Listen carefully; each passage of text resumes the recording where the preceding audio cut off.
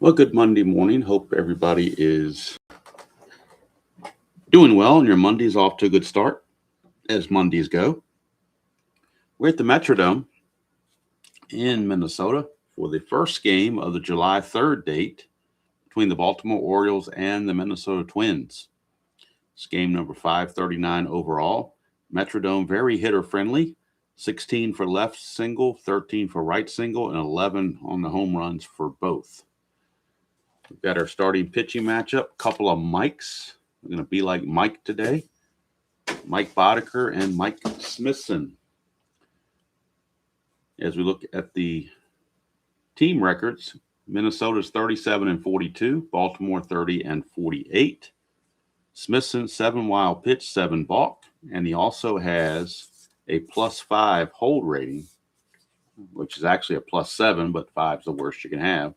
So Smithson not exactly going to help hold base runners, but on the bright side for them, Baltimore doesn't run a whole lot. So, they'll catch a break there, I suppose.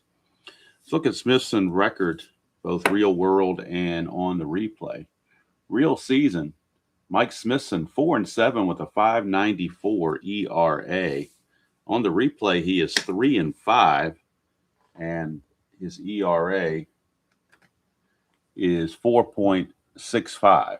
70 innings pitched, 82 hits, 22 walks, 30 strikeouts. So that is where we stand. We'll get to Boddicker's numbers in the bottom of the first.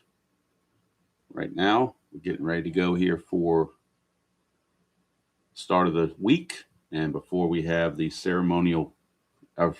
first pitch, of course, we need to have the ceremonial first sip. And that is some good coffee. That has been tradition on the channel, and we're sticking with it. All right, Mike Young, designated hitter, steps to the plate for Baltimore. He's hitting .210 on the replay, 8 homers, 23 driven. He had .240 real world. 3-4, and that's going to be a ballpark blast right out of the gate. Mike Young, a ballpark blast. 1-11, and he starts off this ball game with a home run. And he does. Mike Young hits his 9th home run of the season to start the festivities here at the Homer Dome. Home run number 9 for Mike Young. He had 16 of them in the real season with a .240 average and 363 at-bats. He had 16 home runs here. He hits home run number 9, RBI number 24. And the Orioles, just that quickly, jump out in front 1-0. That'll bring up right fielder Jim Dwyer. Dwyer is hitting .265 on the replay, 6 homers, 17 driven in. He had .274 real world. That's a 6-4, and that's a catcher X. We're looking at Tim Laudner. He's a 3 with an E4. 3-17 is no problem. Probably a pop out or foul out of some sort. Take a look here real quick to be exact. 3-17 is it's a G3. So it'll be a ground ball, assuming there's no error. He's an E4. The only errors on the E4 are 16, 17, and 18. And he avoids that, so it's just going to be a 2-3 grounder as Dwyer nubs one right in front of the plate. Easy play for Laudner, one away, and here comes Cal Ripken. Ripken on the replay hitting .256, 10 homers, 40 driven in. He at .252 real world. It's a 6-6, and that's going to be a 1-14 single. Anything else, he lines it to short. And he will line it right to Greg Gagne. Out number 2. 2 down for Eddie Murray. Murray on the replay hitting .308, 19 homers, 47 driven in. He at .277 real world. That's a 4-9. Switch hitter batting left, and that's a base on balls. First walk issued by Smithson. But fortunately for Smithson, Murray's no threat to run. So we'll bring up Freddie Lynn, center fielder.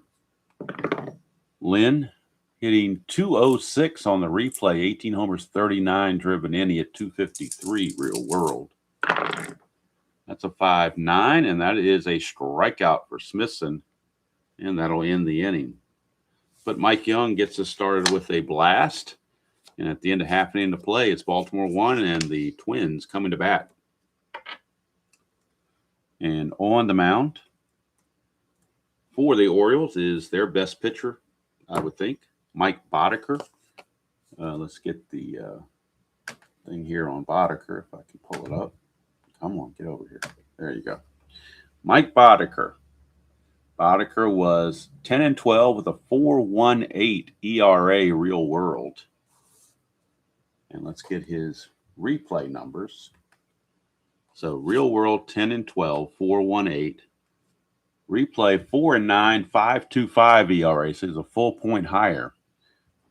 123 innings pitched, 134 hits, 44 walks, and 95 strikeouts for Mr. Boddicker. And leading off for the Twins will be Dan Gladden, left fielder. Gladden comes to the game hitting 240, 5 homers, 21 driven in. He hit 249 in the real season. Hello, Jeremiah. Good to see you. And that's a 2-7 for Gladden, and he will strike out. So Boddicker starts out his festivities with a nice strikeout, 1 away. Brings up Al Newman, second baseman. Newman hitting 265 on the replay. No homers, 12 driven in. He hit 221 real world. That is 6-7. Switch hitter. And that is another strikeout for Boddicker. Back-to-back strikeouts to start the game. Quickly 2 away for Kirby Puckett, center fielder. Puckett hitting 324 on the replay. 11 homers, 39 driven in. He hit 332 real world. 4-12 for Puckett. That's a fly out to Fred Lynn. It's a 1-2-3 inning for Mike Boddicker. That'll take care of the Twins in short fashion. We go to the second. 1-0 Orioles. Smithson back out, and he will face Ray Knight, third baseman, followed by Kennedy and Sheets. Knight hitting 228 on the replay, 9 homers, 29 driven in. He had 256 real world. It's a 4-9, and that is a base on ball. So second walk of the game by Smithson. This one's a leadoff walk. Sometimes leadoff walks will come back to get you. Ray Knight, no speed, though, so no worry about stolen bases or even holding him on. Here's Terry Kennedy, the catcher. He's hitting 236 on the replay, 14 homers, 34 driven in. He had 250 real world. That's a 3-5 for Kennedy. That's a 1-8 home run. 9-20 is just a deep fly to right. And that's just a deep fly to right that Bernansky hauls in front of the baggie. And there is 1 away. 1 down for Larry Sheets, the left fielder. Sheets on the replay hitting 312, 11 homers, 26 driven in. He hit 316 real world. Nothing on the havoc. 2-7, and that's going to be a strikeout for Smithson. He needed that. Second strikeout of the game to go with 2 walks. And that'll bring up the number 9 hitter, Rick Burleson. Burleson hitting 216 on the replay. No homers, 9 driven in. He at 209 real world. Knight still at first base. 5-9, and that's going to be a ground ball to second that Newman takes care of, and that ends the inning. So the walk doesn't come out to hurt Smithson at all. We go to the bottom of the second. Still 1-0 O's. And due up for the Twins will be Kent Herbeck, first baseman. Herbeck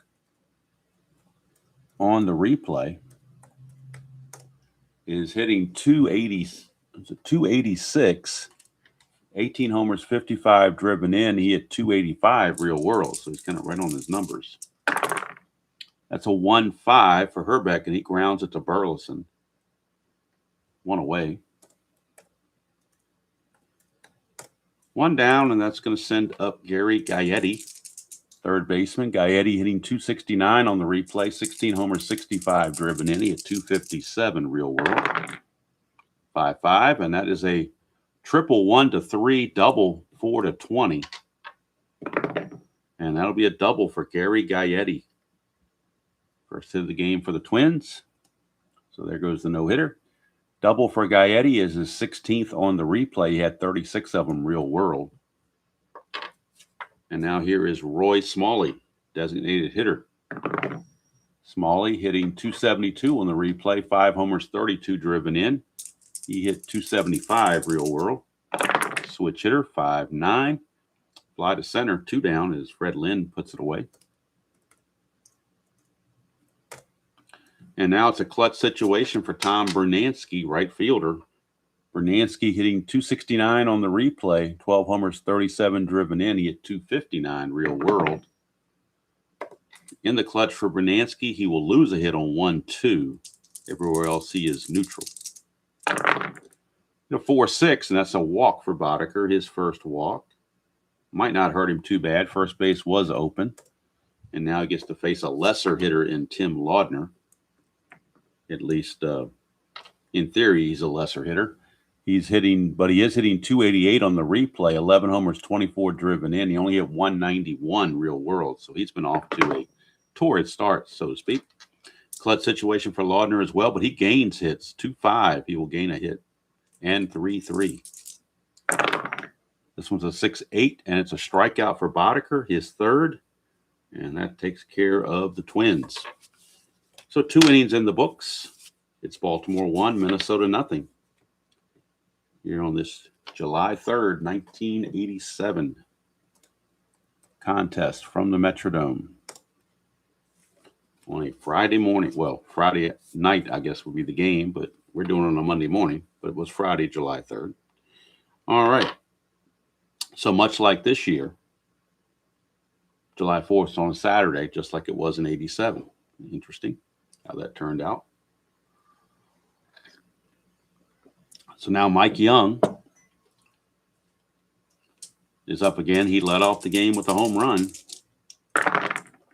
6-7. This time he will ground it to Gagne. Gagne's a 2, E24. 2 and an 8 is good. E24. The only errors to worry about on an E24 for shortstop turn out to be 4, 6, 15, 17, and 18. And that's a 15, so that's one of the ones he had to worry about, and he just hit it. So Gagne, look at it again. Gagne is an E24 at shortstop, E24 at shortstop, and that is a 15. 15 is right there, the last number of the E1, or one base error, I should say. So it's an E6 on Gagne. Usually he's more reliable than that, but he boots it. First error of the game. Mike Young now will look to get a lead because of that +5 hold rating. He needs a 6 through 8 to get the lead. If he rolls an 11, he's out. So he needs 6 through 8, 6, 7, or 8. Doesn't get it, he'll hold. Here is Jim Dwyer. Hello, Dr. D. Hey, Joe, I own quite a few, and yes, I have not used quite a few, but I will eventually get around to playing them at some point. Some of them I haven't played at all. Some I've done random games here and there, but there are some seasons like 2004. I don't think I've ever used 2004, but I bought it when I got a good price on it from secondary market. I bought 04 and 05 together from Moonlight Graham and got a pretty good deal on it. Just so I can have them, but haven't used them yet, obviously. Here's Jim Dwyer. That's a 6-8 for Dwyer, and that's a fly to center. One away. I had it written down. I don't know if I still have it written down on my phone in my notepad. Yeah, I sure do. Find it here. I will tally them up for you real quickly. Let's see. 1, 2. Let's do this. I'll just start with here. How about this? Let's see if it'll show on the computer or not. We will take a look here. These are my Strat card seasons that I have. No, that's different teams. My bad. I was doing something else with that. Where's the thing? Oh, here we go. Here we go. So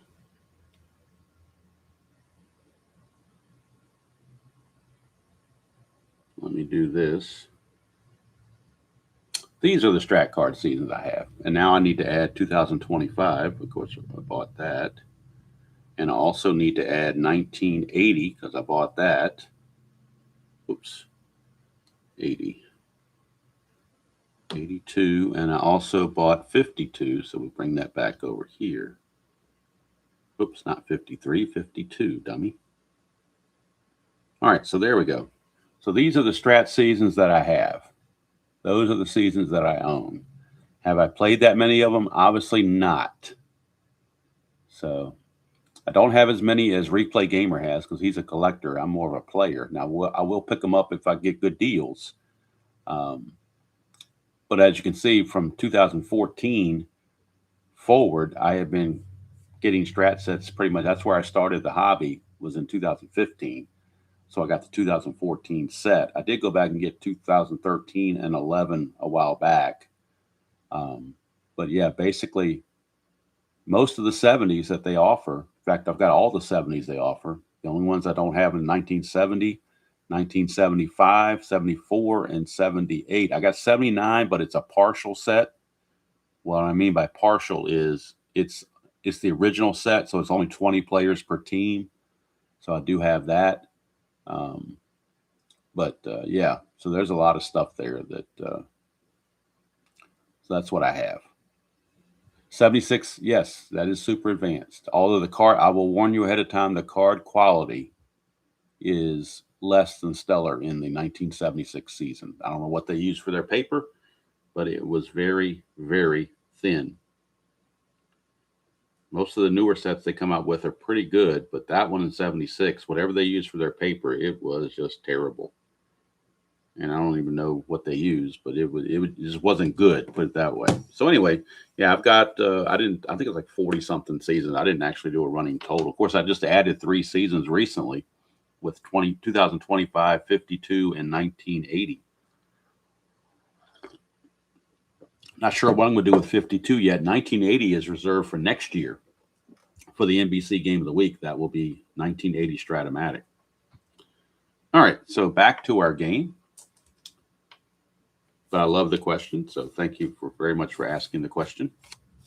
So here's Cal Ripken after Dwyer flies out. Ripken is up, and Young still at first base with 1 out, and Smithson pitching to Ripken. That's a 2-5 for Ripken, and that's a ground ball third base A, and that will be an around the horn double play. 5-4-3 to take care of the Orioles in the top of the third. So we go to the bottom of the third. Score still 1-0 Baltimore. The home run from Mike Young has stood up to be the only run of the game. So leading off the bottom of the third for the Twins will be their shortstop and number 9 hitter, Greg Gagne. Still the only guy to give me the cycle. Don't remember what date that was in the replay, but I think it was sometime in May that he hit for the cycle. So I've had a cycle and a no-hitter now, so that's good. Never had either one of them until this replay. So, of course, I haven't played a lot of season. I mean, I've done some season replays in Strat, but not that many. Did the 77 White Sox. It was about the one I can remember the most, where I just did one team. Never done a full season like this. So Strat-O-Matic did provide those 2 memories for me, which is pretty good. All right, so Greg Gagne. Gagne hitting 353. Talk about your overperformer. He's hitting 353, 8 homers, 40 driven in. He only hit 265 real world. So Gagne facing Boddicker. That's a 5-6, and that's going to be a base hit. Base hit, leadoff single for Gagne. He's going to try for the lead because Boddicker's got that +3 hold. He's a +3 here, and Kennedy's a 0. Boddicker is a 9 wild pitch and a 0 balk.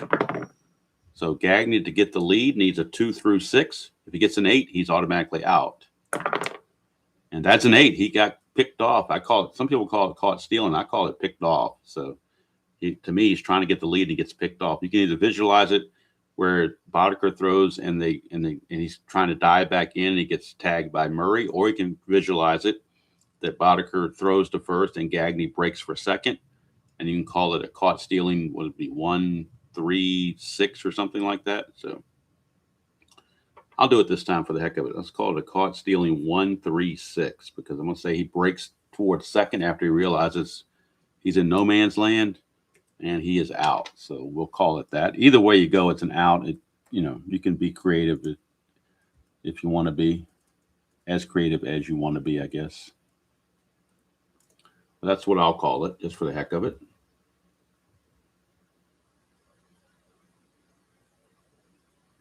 Yes, Dr. D, he did hit for the cycle, but I don't remember off the top of my head exactly what game it was. I mean, the no-hitter, I've got that printed out, and that score sheet pulled to the side. I'll have to dig out the score sheet for when I had this. I can go to Greg Gagne's game log in the Strat computer, and it would tell me. I might be able to do it now just because it's bugging me at the moment. So let's see something here. Let me go to Gagne on the computer, go to his game log and see if I can figure it out via his game log and see how many, where he had 4 hits and, a home run included, so to speak. So let's scroll down a little bit. Where are the hits? Right there. Okay. There it is. It looks like it's May 23rd. May 23rd, I believe, was the date that he hit for the cycle. Or it could have been June the 2nd. No, he didn't. No, he didn't hit for the cycle. He had some hits, but not a home run that day. So I believe it's May 23rd. I'll have to verify it later, but I believe it's May 23rd when he hit for the cycle. Here's Dan Gladden. It's a 4-6, and that's going to be a base on balls. That's the second walk issued by Boddicker. And, of course, now Gladden's going to look to get the lead. Gladden needs a 4, 5, or 6 to get the lead. And he does not get it. He'll hold. And here's Al Newman. It's a 5-5 switch hitter. That's a 1-3 triple. 4-20 is a single, 2 stars. And that's what it will have. A single, 2 stars, puts runners at the corners with 1 out. Now that caught stealing, pickoff, whatever you want to call it, is looming large.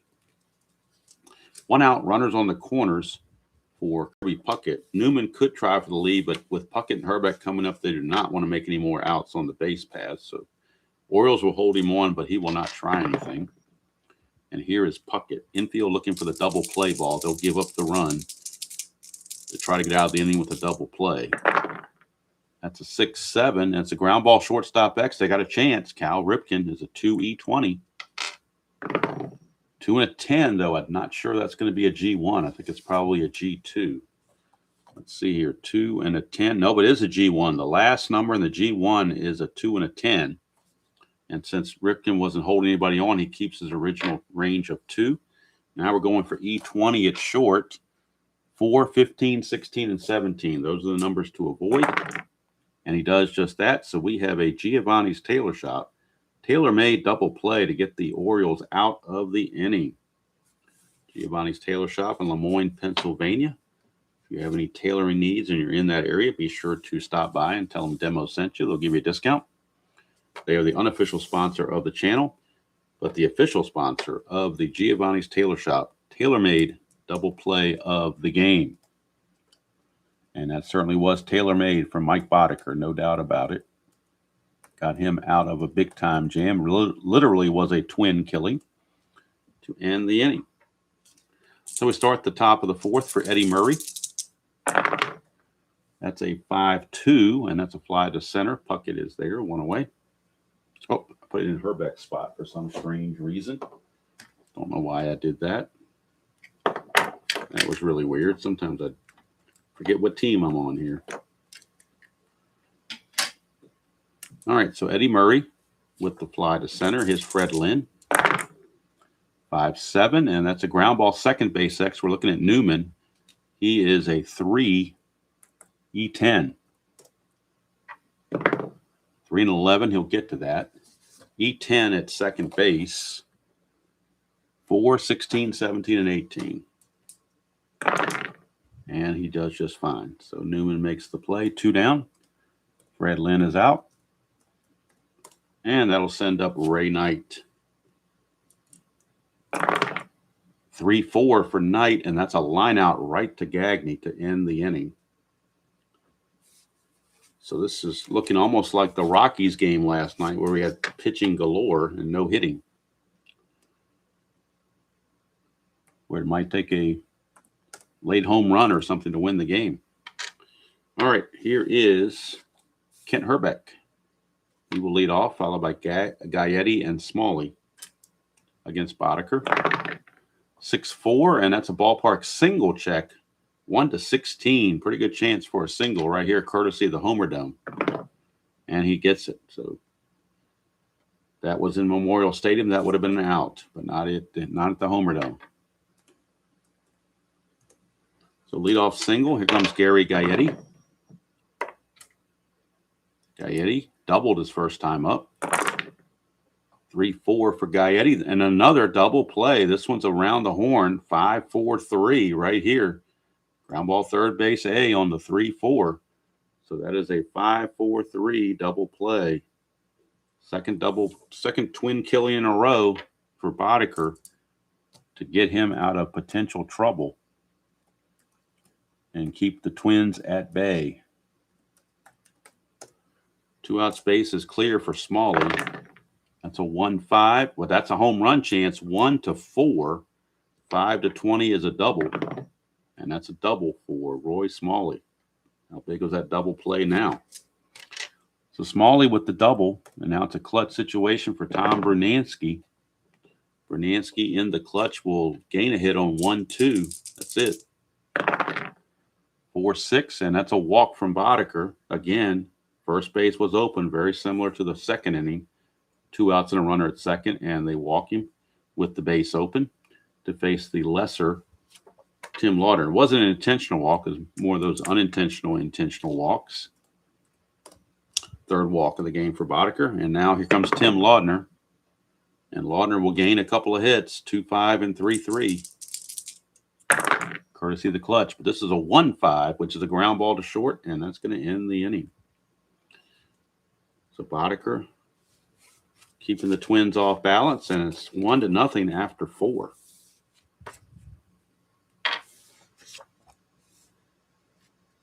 Smithson, this will be his fatigue inning, number 5. So we'll keep an eye on his fatigue, as that could become an issue if he gives up a couple of hits along the way. He'll be facing Terry Kennedy, Larry Sheets, and Rick Burleson, bottom of the order. That's a 5-9, and a 5-9 is a strikeout. There's a dot there, but he has not reached fatigue yet. That is the 3rd strikeout for Smithson. But he does have a couple of dots right here to keep an eye on later on. Here's Larry Sheets, 4-6, and that's a double, 1-14. 15-20 is a single, and that's a double for Larry Sheets. 1 out double for Sheets. And for Sheets, that is his 8th double of the season. He had 23 of them real world. For Rick Burleson, 3-6 for Burleson. That's a fly to center, 2 down. 2 down, it's up to Mike Young in a clutch situation. He's responsible for the only run of the game with a leadoff home run. In the clutch, he does lose a hit on 112. He also loses a couple here, 3-9 and 3-10. So definitely a little bit anti-clutch. That's a 1-3, and that's a walk. Again, first base was open, but you got a pretty tough customer in Jim Dwyer coming up. So Dwyer, the veteran, with a chance in the clutch. But he also loses some hits, 1-9 and 1-10. He loses hits. Also 2-6. So he'll lose 3 hits in the clutch. That's a 2, chance for a balk or pass ball. We're looking at a pass ball chance on Laudner, which is a 6. And that's a 20. He blocks it. So here's Dwyer. 5-9, and that's a strikeout. There's a dot there, but he's only given up 2 base runners, so fatigue is not yet set in So the strikeout is a good one. And we go to the bottom of the fifth. Smithson will come out and start the sixth inning. We go to the bottom of the fifth, still 1-0. Boddicker has a fatigue of 7, so he's okay. And leading off for the Twins will be Mr. Gagne. Single that then was caught stealing. 4-6 for Gagne against Boddicker is yet another walk, a leadoff walk again. Fourth walk by Boddicker. Gagne will he's going to be stubborn and try again for a good lead. Needs 2 through 6, but has to avoid the 8. Gets the 3, so he gets the good lead. 15 being held as a 13, but the +3 is a 16. 1-16, steals it. And it's a 17. Kennedy threw him out. Wow, Gagne's having a rough time trying to steal bases around here. As Kennedy shoots him down with a great throw. As Burleson puts on the tag, Gagne is out of there. Here's Gladden, 5-9, and that is a split. 1's a single, 2-20 is a line out. So that is a line out to Ripken, 2 down for Al Newman. Newman, switch hitter, 1 for 2. 5-10, and that's a ballpark blast, but he has weak power. So the best he can do is a base hit. He needs a 1 to an 11 to get the base hit, which he gets. But because of his weak power, Newman he had no home runs in 307 at bats. So he has weak power. So he could not take advantage of that, but he does take advantage of it for a base hit. And for the Twins, that is their 6th hit, but they can't put anything together to get it going. So now Newman's going to try for the lead. He's going to try to get in scoring position with 2 outs so Puckett can drive him in. He needs a 2 through 8 or a 10, but a 9 he is caught. That's a 3, so he's successful in getting the good lead. 15 being held as a 13, but the +3 is a 16. Same thing we just had with Gagne. It's a 1 to 16, but last time Kennedy twirled a 17 and threw him out. Let's see what happens here. 15, he does make it, so stolen base for Newman. And he's in scoring position for Kirby Puckett. Let's get the numbers on Newman as far as stolen bases, both real world and in the replay. Get his numbers here. Real world, Newman stole 15 bases, got caught 11 times. This is stolen base number 11 successfully. He's been caught 5 times. So stolen base number 11.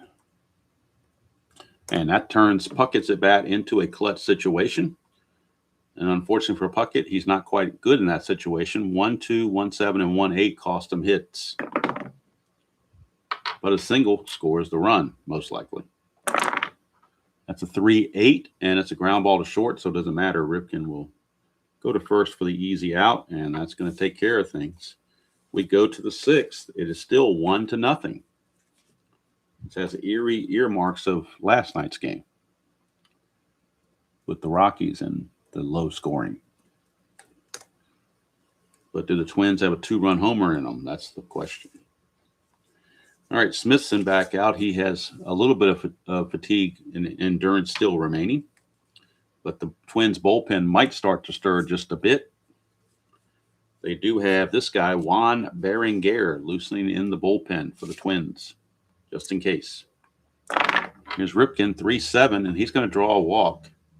Another walk from Smithson. That's his 4th to go with 4 strikeouts. And Ripken, of course, not going to go anywhere. Here's Eddie Murray. That's a 3-4 for Murray, and that's a ballpark single check.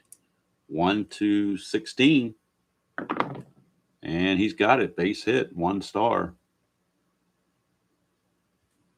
And now Smithson teetering on. In fact, the computer is telling me he's fatigued now, as he's given up 4 base runners within the 2 innings. So with Lynn coming up, do they stick with Smithson? They're going to go to, you know what? Tom Kelly says, we're going to Berenguer. Smithson's going to go 5+. But we're going to go to Juan Berenguer. Berenguer is a -1 hold. So it makes him a -1. So for Smithson, he's going to give up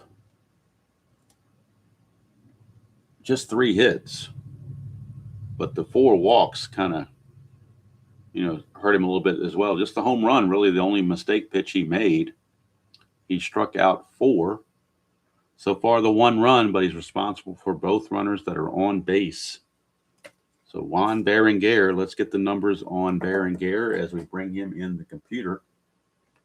See what he's done on the replay. Where are you, Berenguer? There you are, right there. Okay.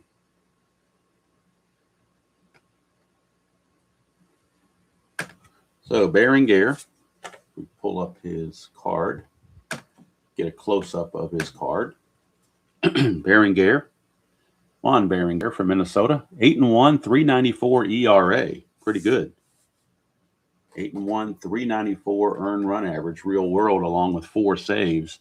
In the replays, 3-1 with 1 save and a 3.61 ERA, splitting time between starting and relieving. 67 innings pitched, 62 hits, 28 walks, and 71 strikeouts. His job is to get out of this mess that Smithson has put them in. Here's Freddie Lynn stepping to the plate. 3-5 for Lynn. And right away, a Giovanni's Tailor Shop tailor-made double play. How do you like that? I mean, right off the bat. Right off the bat, first pitch thrown by Berenguer, a 3-5 for Fred Lynn, is that dreaded ground ball second base A. That is a Giovanni's Tailor Shop tailor-made double play.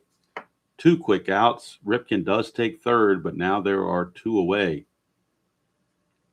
And it's going to be up to Ray Knight in a clutch situation if the Orioles are to increase their lead.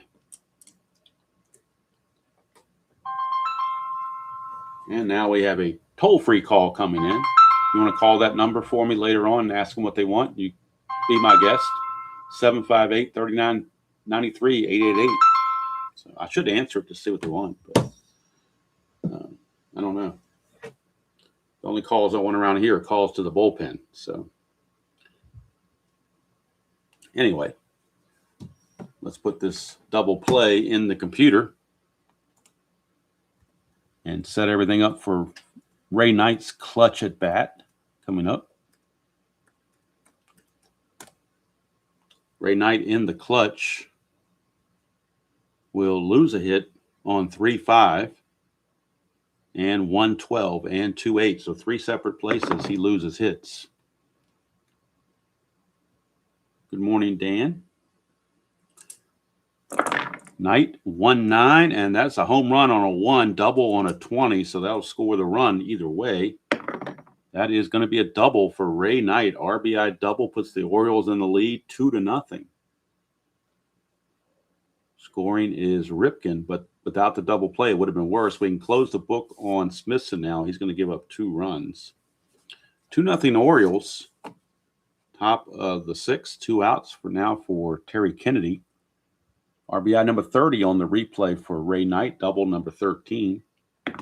So Kennedy in a clutch situation as well. Kennedy in the clutch will lose a hit 2-7 and 3-6. That's a 1-2. He's going to pop it up to Herbeck. And that will end the inning. But the Orioles take a 2-0 lead. And Mike Boddicker has been pitching around some troubles thanks to some good defense. See if he can keep that up. He's going to face the heart of the order, though. Herbeck, Gaetti, and Smalley. Well, almost the heart of the order. Just don't have Puckett there. But a good chunk of the heart of the order. Hello, Tribe fan. Yes, it has all the features of Super Advanced, but it has all the features of crepe paper as far as the card quality of 1976. Noticeable difference between the 76 season and, say, the 24 or 25 season. Noticeable difference. All right, Ken Herbeck will lead off the bottom of the 6th. They find themselves down 2-0. That is a 4-9, and that's going to be a split. One's a single, anything else he lines to Burleson. And he will line it to Burleson, one away.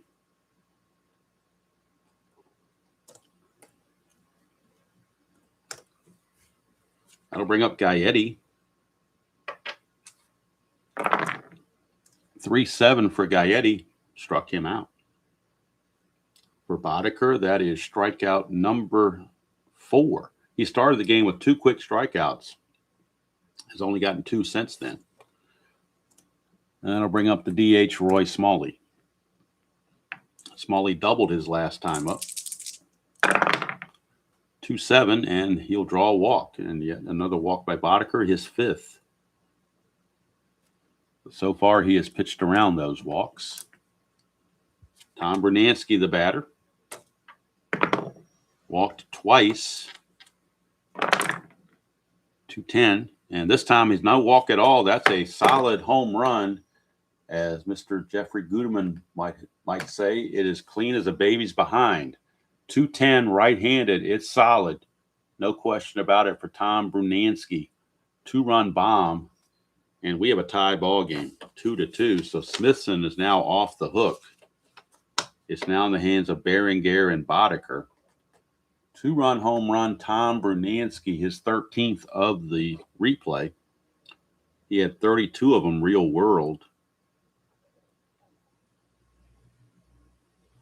And RBIs for him, 38 and 39. Tied at 2 apiece. Brand new ball game. Here's Tim Laudner.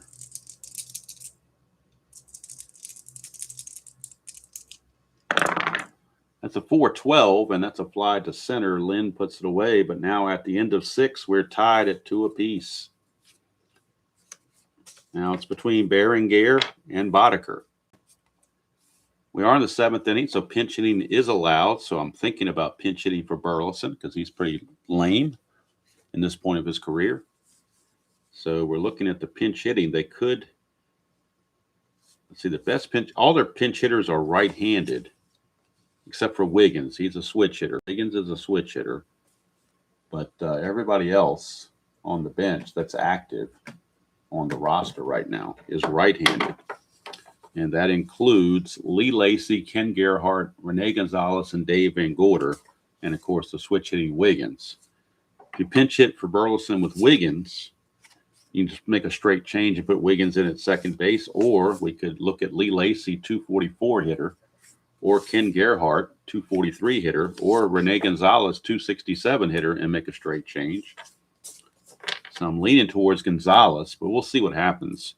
If Sheets reaches, they might be able to use Burleson to bunt, something like that. So we'll see how it plays out. Hello, Mr. Robert.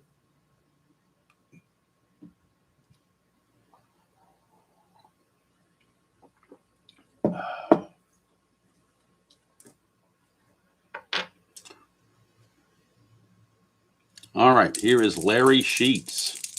It's now a 2-2 ball game after the home run from Brunansky. We get a 3-8 for Sheets, and he grounds it to second base. That's going to be picked up by Newman. 1 away. And now we go to a pinch hitter. And we'll see who they might want to go to.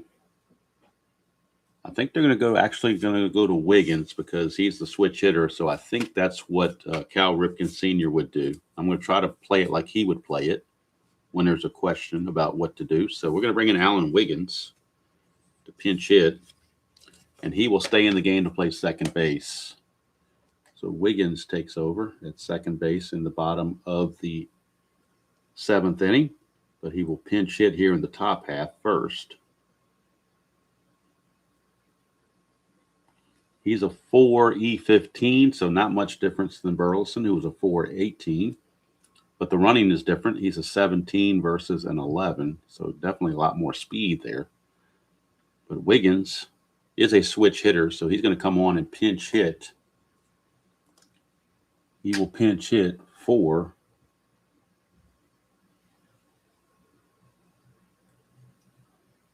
Mr. Burleson. All right, so Wiggins, let's bring him on the computer and see what he's done on the replay compared to real world. And of course, it'll just be a straight change. Wiggins will stay in the game to play second base. Wiggins, real world was 232 average, 306 and 306 at bats. He had a 232 average with 1 home run. On the replay, he's hitting 194 with a homer and 11 driven in. And of course, he had 232 real world, but 194 on the replay. So here's Wiggins, 5'11", and that's a ballpark blast, but he has weak power, but it would be a single on a 1 to an 11. And he's going to fly to right field. So even if he had the power, it wouldn't have helped because of the high number on the D20. So 2 quick outs, and that takes us back to the top of the order for Mike Young. He's responsible for the only run of the game for the Orioles. That leadoff home run has been it.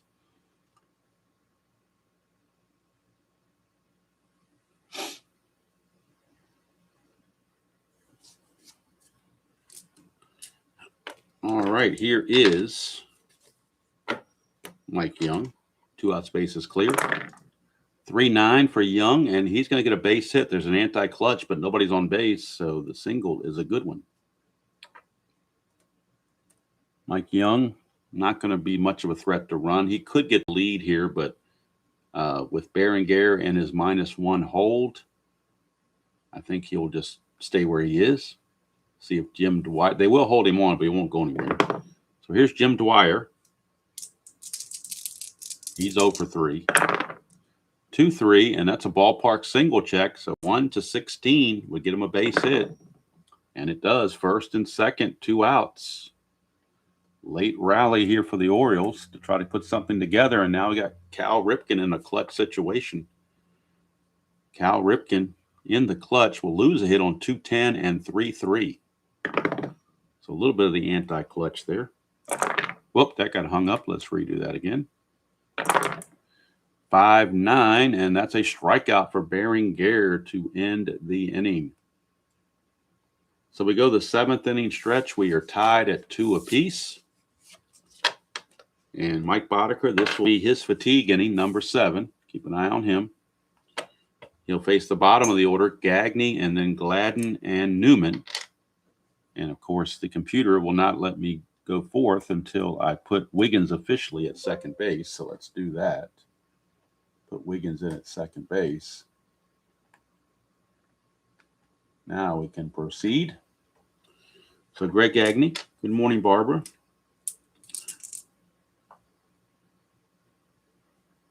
No, Ben, you don't want me doing that. I reserve that for Steve Tower and his ukulele.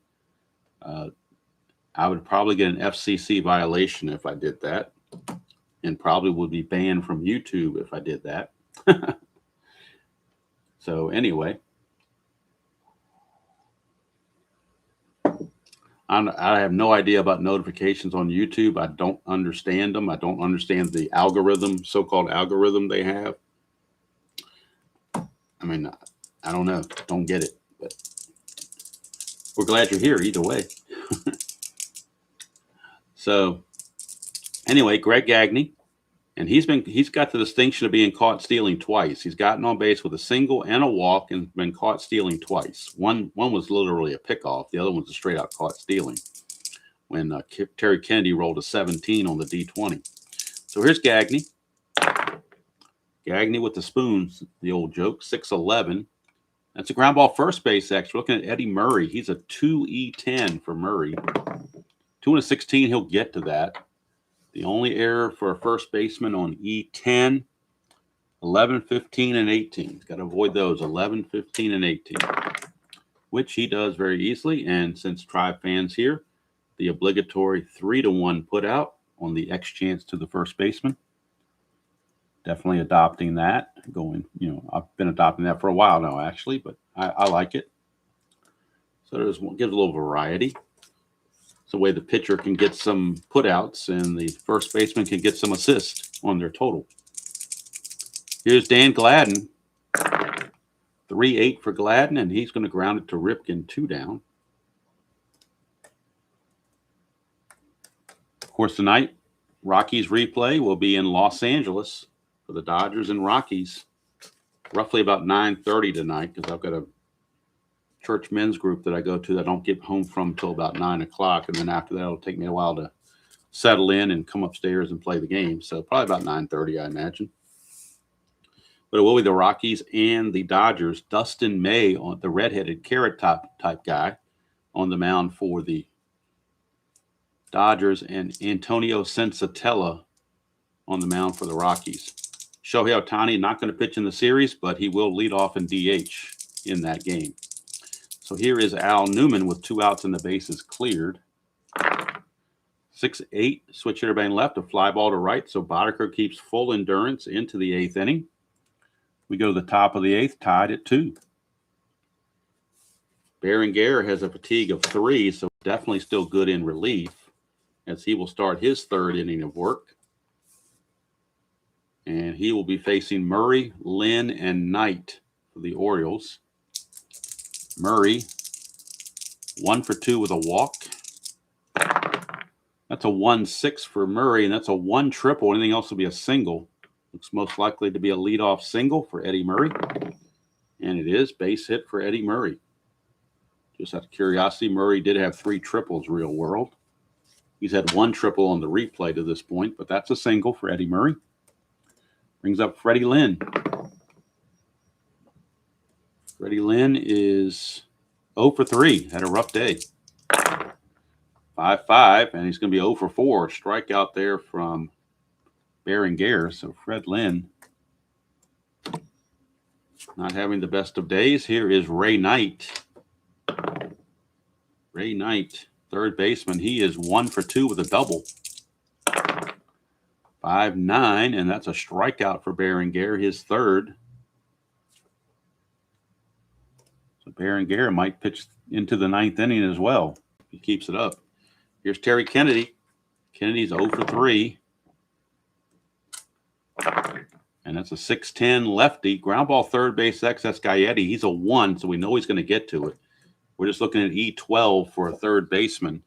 And E12, the only errors are 12 and 18. He's got to avoid rolling 12 and 18, which he definitely does. So good play to end the inning. And we go to the bottom of the 8th, still tied at 2 apiece. Berenguer will come back and pitch the 9th. No question about it. Boddicker with full fatigue or full endurance will keep going into the 8th. And we'll start out with the heart of the order: Puckett, Hrbek, and Gaetti. So Boddicker has a pretty good list of characters to get through to get out of the mess. Versus Puckett, although Puckett is 0 for 3. They've kept him in check.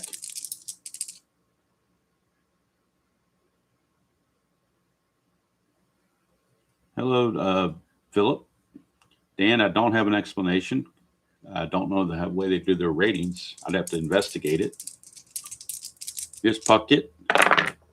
1-4 for Puckett, and that's a ground ball to 3rd. Boy, 1-5 might have been a home run, but a 1-4 is a ground ball to Knight. And it's 1 away. So much like last night, the dice rolls are coming up in favor of the pitchers. Here's Kent Hrbek. He can untie the game with 1 swing of the bat for sure. 3-2, that's a ballpark single check. 1-16. And he will get it. So a 1-out single for Hrbek. No threat to run. And here's Gary Gaetti. And now the Oriole bullpen is starting to stir a little bit.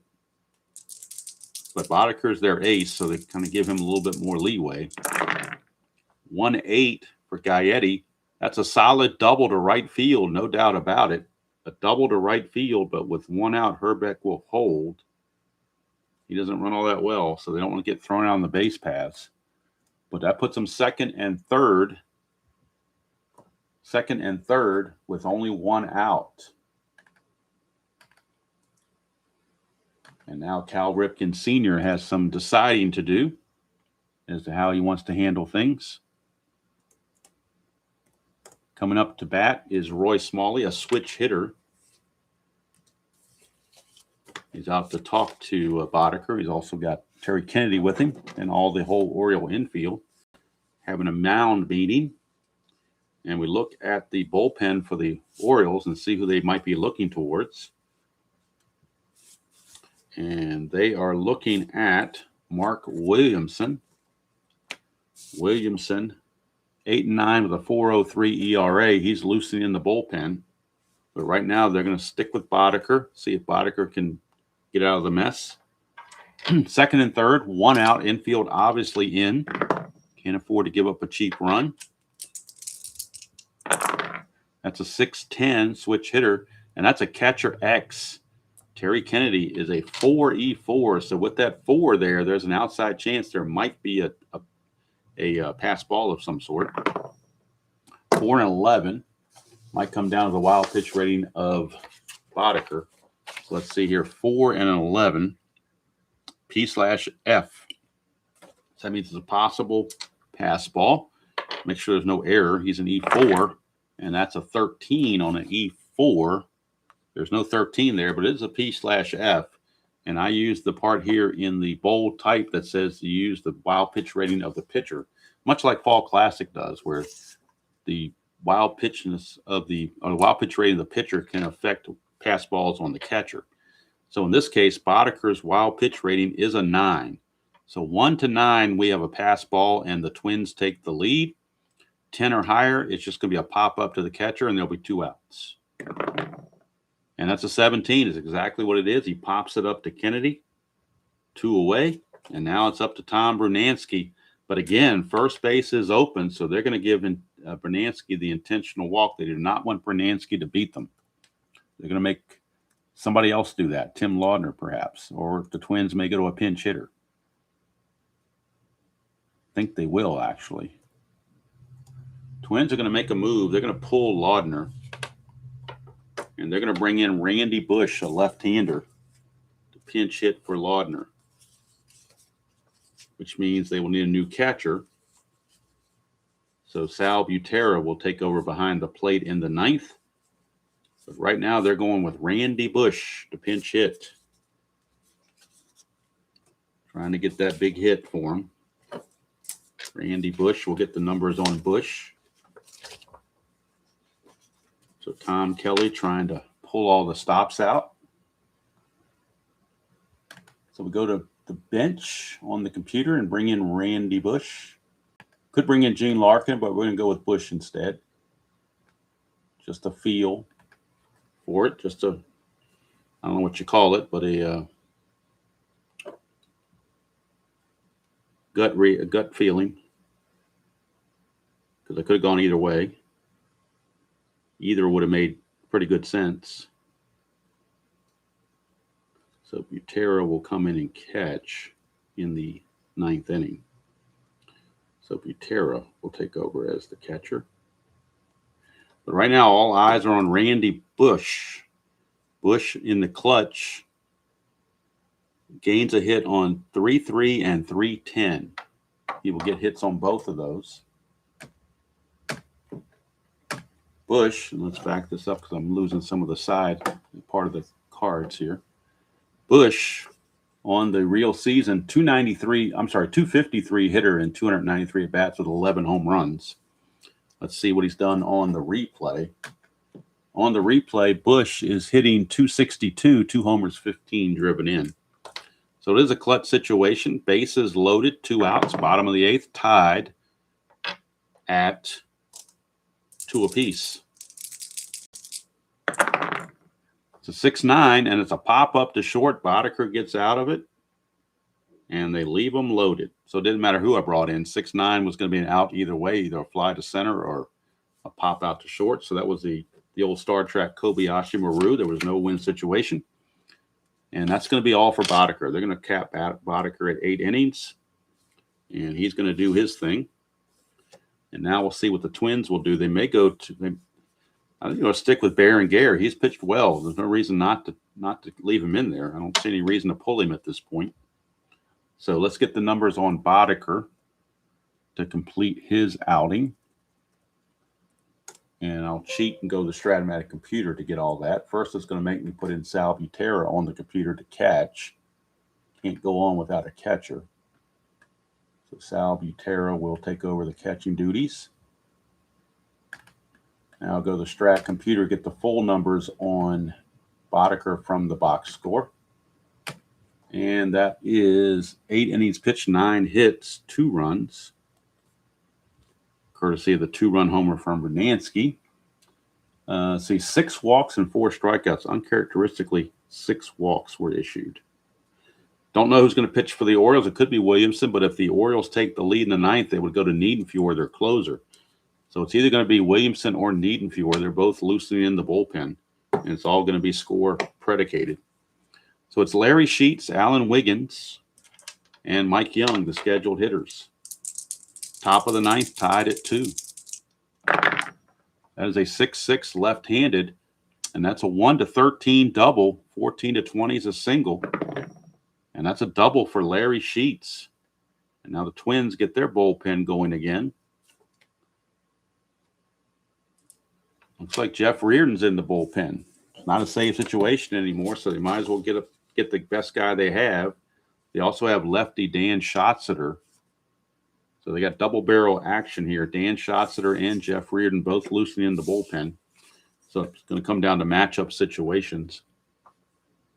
Right now, Alan Wiggins is up with a runner at second and nobody out. Let's see if there's a pinch runner for Sheets. Could be. Sheets runs at a 9, so it would make sense to use a pinch runner. So we'll go to the bench, and the pinch runner will be Lee Lacy. He runs at a 16. So Lee Lacy will pinch run, and he'll stay in the game to play left field as well. Actually, he'll stay in the game to play right field, and they would move somebody else to left field because he's not rated for left field for whatever reason. I guess in theory I could use him as a left fielder and just rate him 4-0-10 like the others, but I'll probably just move him to right field for simplicity's sake. So Lacy is your pinch runner here in the 9th, 4 Sheets. And Alan Wiggins is your batter. He is an A bunter. So we could bunt the runner to third base. That seems to be maybe a good play to do. We'll find out. Right now on the computer, I need to bring in Lee Lacy to run. So they have some speed out there for the slow running Sheets. So we go to our bunt. And I don't like to bunt very often, but I think this one kind of reeks of it because Wiggins is such a poor hitter, and B, a bunt can get the runner to third to force the infield to play in. Lots of different scenarios there. So let's see who's going to field it. 4. Whoops, wrong chart. Get the bunt chart out here. So the white die is a 4, which says the first baseman Herbeck. That's where the bunt's going. Wiggins is an A bunter, but the corners were in expecting it, making him a B bunter. So he basically needs a 9 or less to have a good bunt. And he does with a 6. In fact, that's going to be defense. So now the defense has a choice. They could try to throw the lead runner out, or they could take the out. So let's look at that. And that's one of the reasons why I put the pinch runner in, because it's all factored into the base running. Sheets would have been a 9 runner. That would have probably thrown for the force. But on defense, it says running speed -4 plus fielder's defensive rating. So running speed on Lacy is a 16. So we'll change that to a 16. -4 is the 12 plus the 1 plus the 2 there is a 14. So his safe range will be 1 to 14. The only way to get him at third is 15 to 20. If you're the Twins, I just don't like those odds. So we're going to take the automatic out at first base. And Herbeck will just throw it to Newman covering first base for the out. But I just don't like – if it was the bottom of the 9th and more than one run didn't matter, I would have gone for the force. But you can't let it be first and third, nobody out. That's just not going to work. So Wiggins with the sacrifice bunt. And you could argue I could have tried to get the lead runner on a 15 through and hope it came up 15 through 20, but not sure that would be very prudent. Now here's Mike Young, and they're going to make the move, Tom Kelly, and he's going to make the move to Jeff Reardon. He needs a strikeout right here and right now. So he's going to bring in Jeff Reardon to try to get that strikeout because you have to keep that guy at third base. So let's look at the numbers on Reardon as we bring him into the computer. for the Twins. Obviously not a save situation. He has not had a whole lot of work because the Twins haven't been winning like they did in real world, so he hasn't had a lot of opportunities to get a lot of saves and so forth. Look at Reardon's numbers. Reardon's numbers here. 8-8, 4.48 ERA. But to go with that is 31 saves. On the play, he's with a 3.38 ERA and 14 saves. He hits 10 walks, 32 strikeouts. So he's got 32 strikeouts in 35 innings of pitching. So they're banking on a potential strikeout here. Looking for. Can't do going to go 3 1/3, but we don't know his totals yet. At least not all of them. Let's see, he did give up 5 hits. No runs to this point, but he's responsible for Lacy. And let's see here as far as walks and strikeouts. Looks like 3 strikeouts and no walks. So very good outing for Berenguer. But he may have just been losing some juice on that ball from pitching so many innings. And Berenguer will have to rest next game. He can't be used tomorrow. So here we go. Infield is in.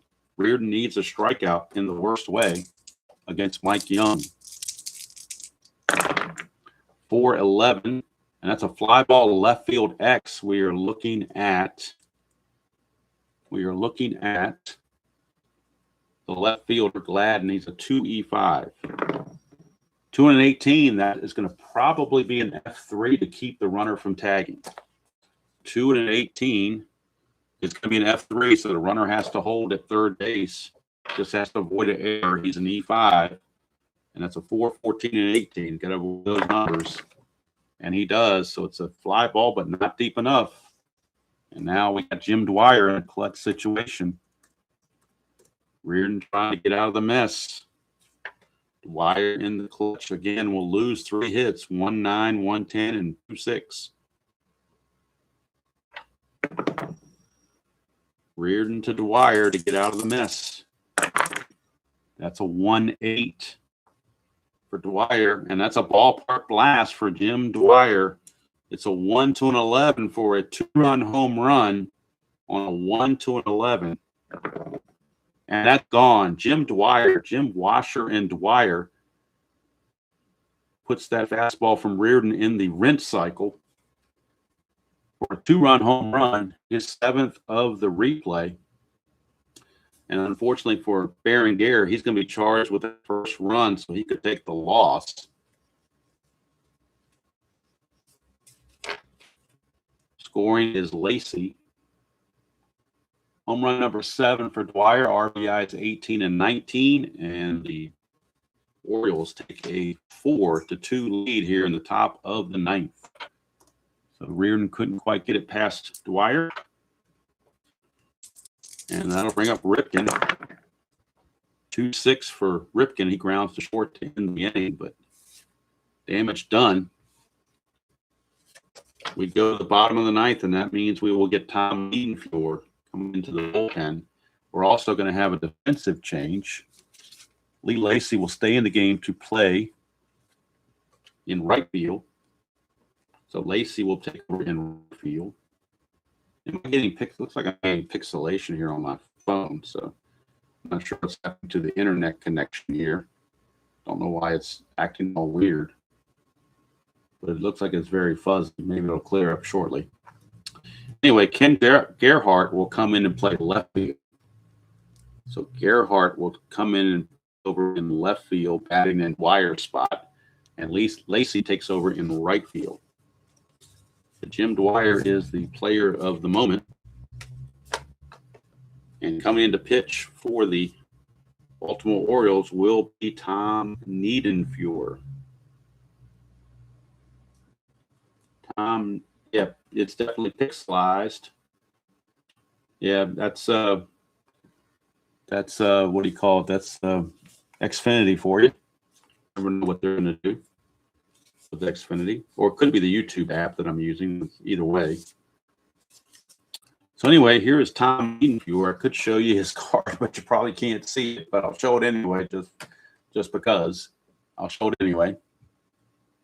No, they didn't, Dan. It was not a router problem. I just cleaned the router up and everything worked fine. And actually, I went and got the Xfinity app and downloaded that, and that ran a diagnostic and it cleaned everything up. So up to the second, it's been going fine. So I'm not sure what's going on right now. But anyway, Tom Niedenfuhr from the Dodgers in the John Shelby trade. He's 3-5 with a 4.99 ERA, real world. His numbers on the replay. On the replay, he's 4-2 with a 3.60 ERA and 14 saves. Oh, I'm sorry, I'm looking at Reardon's numbers. I didn't put Ripken's out in the computer. And now I got to put in the defense. So we're going to put in Gerhardt to play left, and that second in Dwyer's spot. And Lee Lacy will stay in the game when he pinch ran for Sheets and take over in right field. And now Niedenfuhr. Let's get his numbers on the replay. Niedenfuhr, 1-2, 5.82 ERA and 6 saves. 17 innings pitched, 23 hits, 7 walks, 13 strikeouts.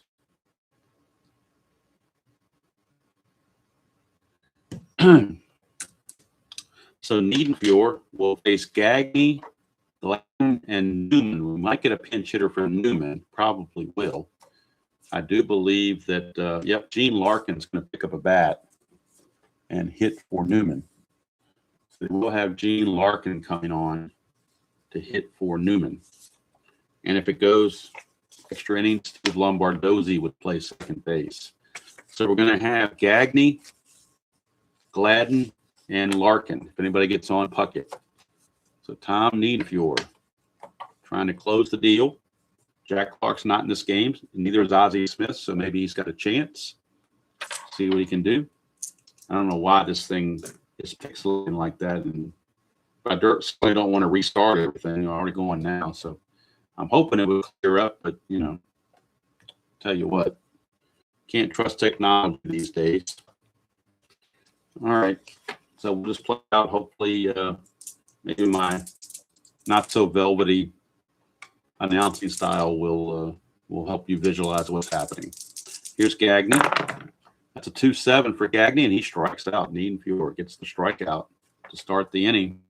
And here is Dan Gladden, left fielder. That's a 2-6 for Gladden, and he grounds it to third. Ray Knight is right there. 2 away, and now it's Gene Larkin. Last chance for the Twins. Gene Larkin. In the ninth. If he can reach, then that'll bring Puckett up as the time run. But Larkin's got to get on.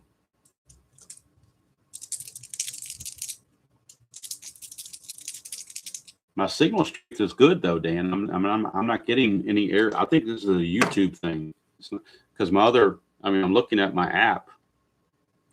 If I go to my Xfinity app.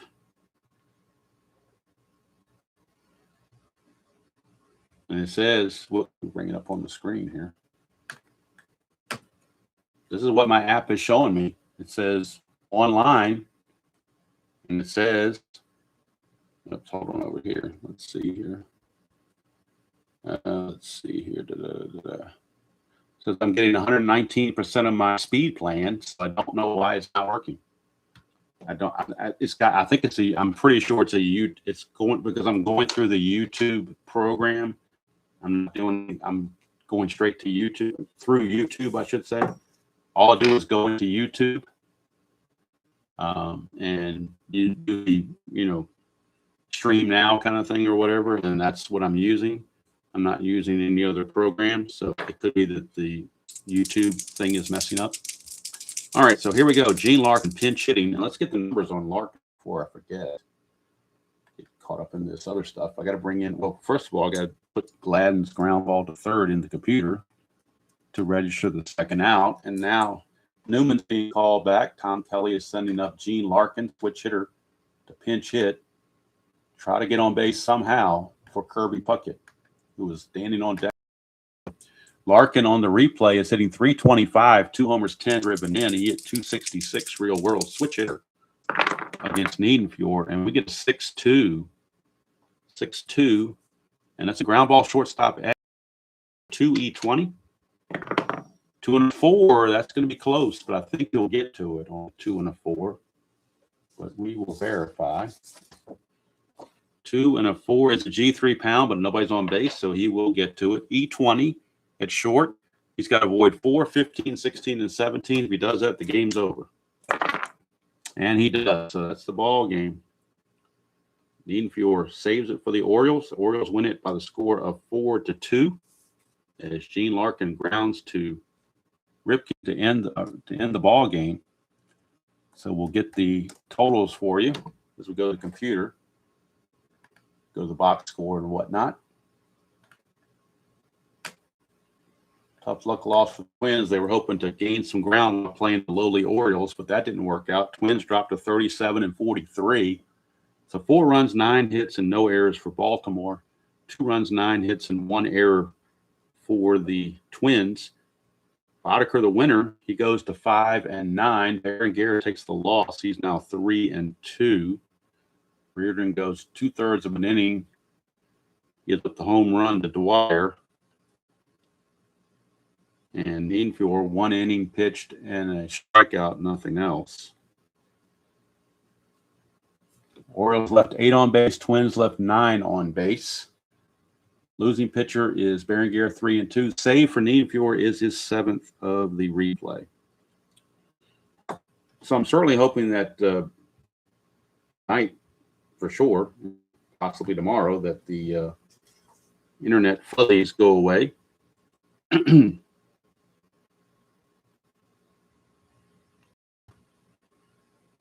So tonight is the Rockies and the Dodgers, first of a 3-game set. Probably, like I said, probably looking at about 9:30 for that game because I don't get home until about 9. So probably looking at 9:30.